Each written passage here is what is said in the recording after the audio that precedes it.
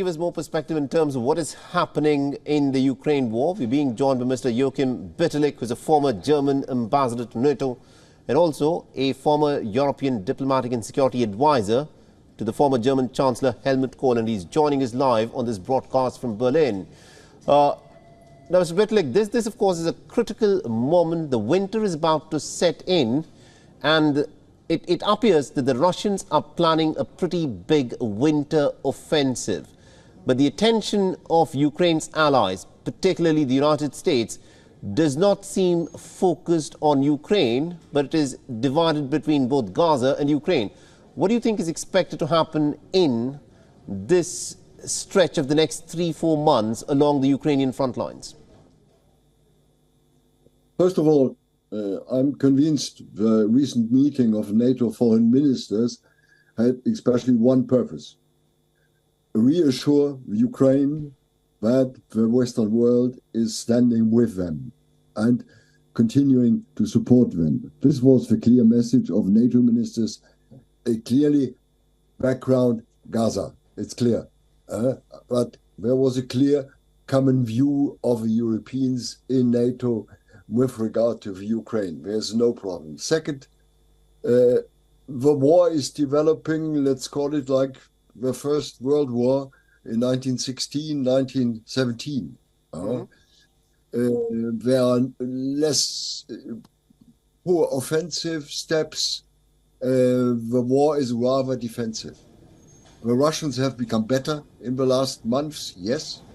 They have changed their strategy. They have changed their approach. And it's, let's say, actually it's to some extent, let's call it match nil. There are no more clear Ukrainian advances, and Russian advances or defensive advances are limited. Right.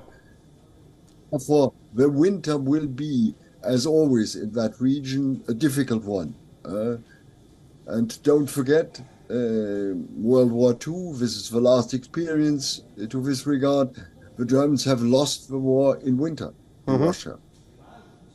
Ukraine is not far away from that. Right. It's southern, okay, but they lost it too. And it's difficult to fight against Russians in winter.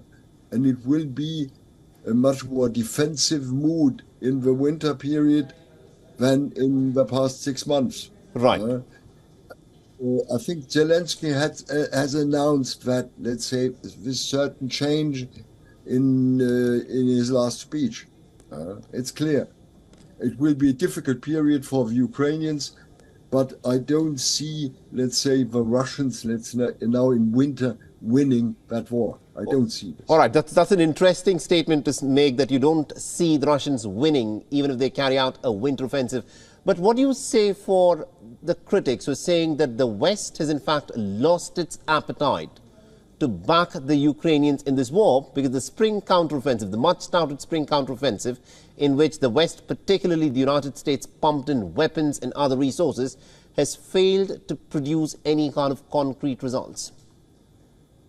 But please be aware that there is, and it's normal after a certain period in a war, there is a certain fatigue in the populations, and people are beginning to reflect.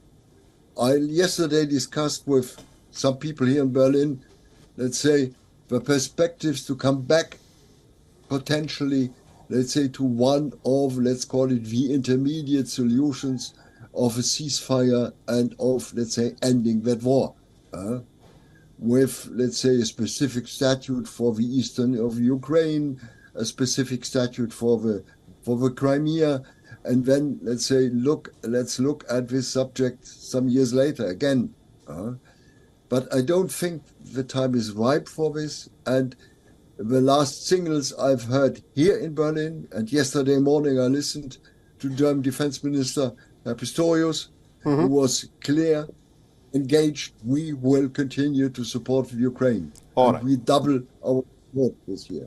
And by the way, if you take what the European nations do together, and if you integrate there not only the pure military aid, if you integrate there the humanitarian, the refugees, etc., etc., and the economic aid especially. Right.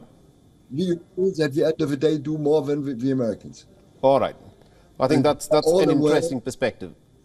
I think that's an And you- interesting perspective, but it remains to be seen, how much backing the Ukrainians, of course, get. Thank you very much indeed, Ambassador. We're completely out of time. Thank you very much indeed, sir, for joining us with that perspective. As always, a pleasure. WION is now available in your country. Download the app now and get all the news on the move.